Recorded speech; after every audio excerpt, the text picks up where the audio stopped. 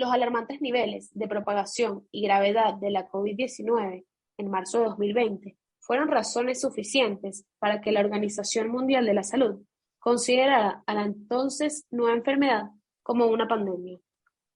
Miedo, sufrimiento y muertes innecesarias fueron parte de la rutina durante los preocupantes primeros meses, donde no había vacuna y la amenaza de este virus no parecía desfallecer ante los mejores intentos humanos por protegerse. Tapabocas, distanciamiento, agua y jabón se volvieron indispensables en el día a día. Una emergencia de salud pública de preocupación internacional que expuso al mundo a desafíos sin precedentes. Comercios de todos los rubros se vieron en la necesidad de cerrar sus puertas, pero la cancelación de eventos, festivales, obras de teatro y otras actividades creativas fueron las primeras afectadas durante la crisis.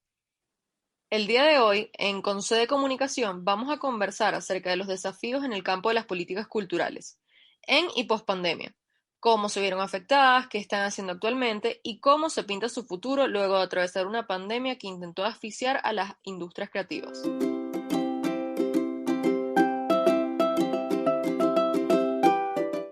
Ya te pusiste los audífonos, le diste play y estás listo para que este nuevo episodio de C con C de Comunicación, de emisor a receptor. El mensaje de hoy tiene un código cultural que incluye a las políticas culturales y cómo se han manifestado en y después de la pandemia.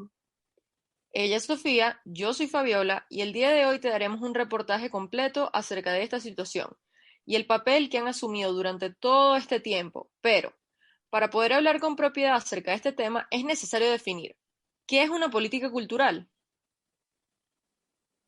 El antropólogo y crítico cultural argentino Néstor García Canclini define las políticas culturales como el conjunto de intervenciones realizadas por el Estado, las instituciones civiles y los grupos comunitarios organizados a fin de orientar el desarrollo simbólico, satisfacer las necesidades culturales de la población y obtener consenso para un tipo de orden o de transformación social. Es decir, cualquier decisión se estará basando en ideologías o intenciones políticas que forman parte de un plan mayor que tiene ciertos objetivos y finalidades. Es decir, nace desde la idea general de lo que es una política pública, mientras que ésta se define como un conjunto de ideas o cualquier acción social que se relacione con el poder, el concepto de políticas culturales sigue esta misma línea, pero sumando el concepto de cultura a la ecuación. Ministerio de Cultura, conserjerías, instituciones públicas, privadas o entes artísticos en general son agentes activos dentro de las políticas culturales. Toman decisiones, organizan eventos e idean proyectos que durante cierto tiempo cumplen con sus objetivos planteados y tienen una clara influencia en la sociedad.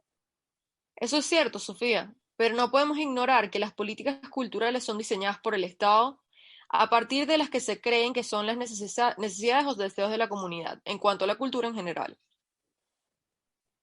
Con el cierre de museos, teatros, bibliotecas, mercados, parques y atracciones turísticas, los profesionales de la cultura se vieron afectados inminentemente por la pandemia del COVID-19.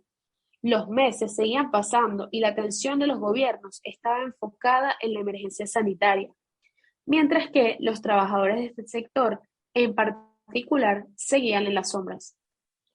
Claro que la pandemia fue una razón de causa mayor para el cierre de todos estos establecimientos, pero es evidente cómo los gobiernos dejaron de lado, por lo menos los primeros meses, a una parte de la población que únicamente vive por y para la cultura, y que se vio en una necesidad extrema de reinventarse.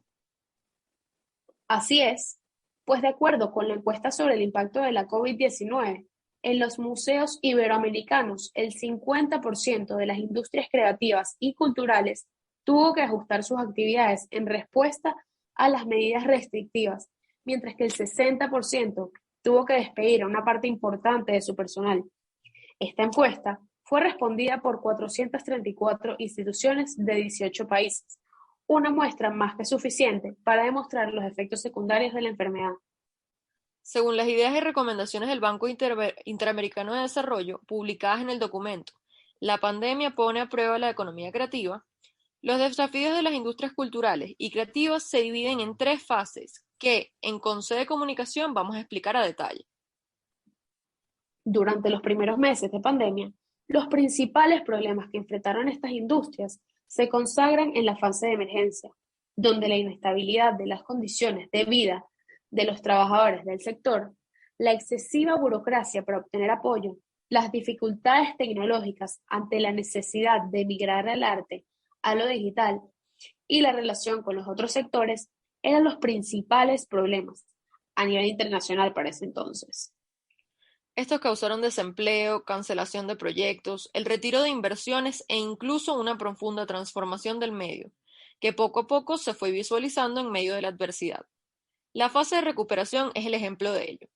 A pesar de que se debilitaron las condiciones de la cultura, hubo recortes en los presupuestos gubernamentales y fue evidente la poca experiencia en el mundo digital ante las alternativas tradicionales.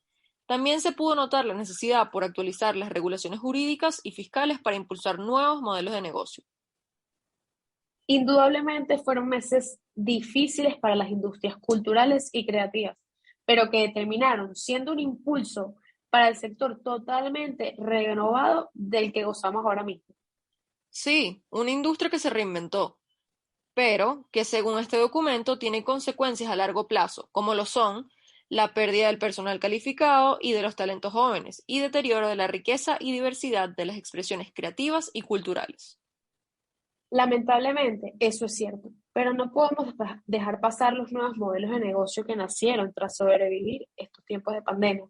Por ejemplo, los sitios web que funcionan como salas teatrales, los foros audiovisuales a través de distintas plataformas, los conciertos por streaming, el auge de los talleres o cursos artísticos por Zoom y muchas otras iniciativas que terminaron de globalizar a las industrias culturales y creativas para hacerlas parte de algo mucho más grande. El estudio del Banco Iberoamericano de Desarrollo plantea: ¿cómo apoyamos la sobrevivencia y reactivación de las industrias creativas y culturales? Y responden diciendo que, con medidas laborales que permitan apoyar a los trabajadores de las actividades creativas y de las actividades que soporten a las ICC, es decir, apoyando, respetando y promoviendo sus derechos, para intentar regular el mercado e incorporar al mundo digital como un medio sustentable para este rubro. Además de las medidas financieras que sean suficientes para respaldar los efectos de la crisis. Esto incluye la creación de fondos para garantizar la existencia de las organizaciones, potenciar las microempresas y fortalecer el sistema de apoyo públicos.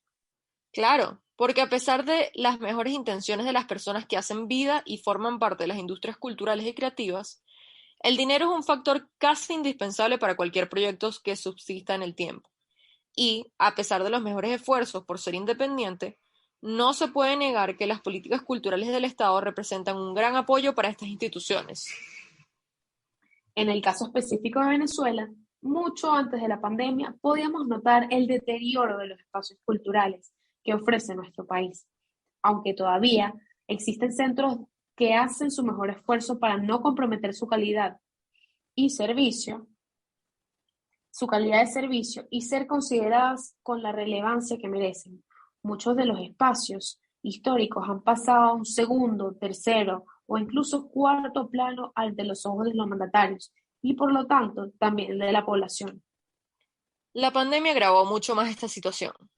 Algunos solo tuvieron que enfrentar un proceso de reinvención para poder subsistir, pero otros consideraron el cierre por el escaso apoyo, por no decir nulo, que le ofrecían las autoridades. Incluso los trabajadores de este sector quedaron en el aire por meses, sin ningún apoyo monetario o psicológico por parte del Estado. Nunca antes estas zonas creativas se habían visto interrumpidas de tal manera, pero en Venezuela el efecto fue incluso peor. La crisis económica y la pandemia se entendían juntas como un arma mortal para las industrias creativas y culturales. A pesar de todas estas cicatrices, el medio venezolano fue capaz de reinventarse. Como siempre lo hace, no importa la adversidad, la creatividad siempre es mayor y está dispuesta a agotar los esfuerzos por impulsar a la cultura.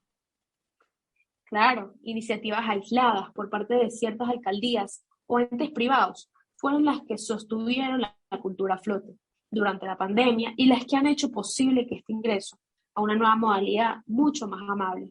Por ejemplo, el concurso de La Voz de Chacao, una competencia de cantos para niños entre 6 y 12 años de edad, organizada por el Capital Humano de Chacao, y que durante el 2020 tuvieron una edición online que potenció la música y el talento joven del municipio durante la pandemia. Las políticas culturales deberían ser de igual de importantes que las políticas económicas.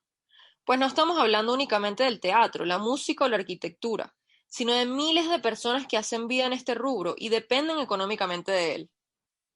Sí, pero también hablamos de la versatilidad de esta industria para la sociedad, como fuente de ingreso, como forma de recreación y como ente transformador de las generaciones de relevo. Los desafíos prospectivos que enfrenta tras la pandemia de la COVID-19 están pasando ahora mismo, pero este es solo el comienzo.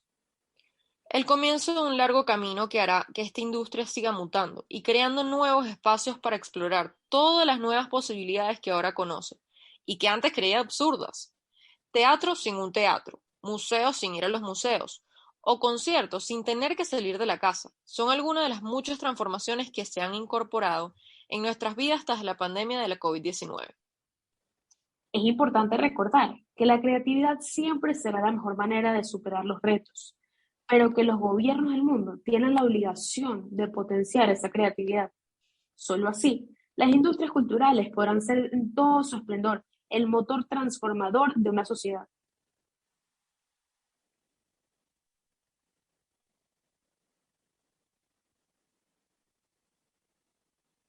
Eso ha sido todo por hoy.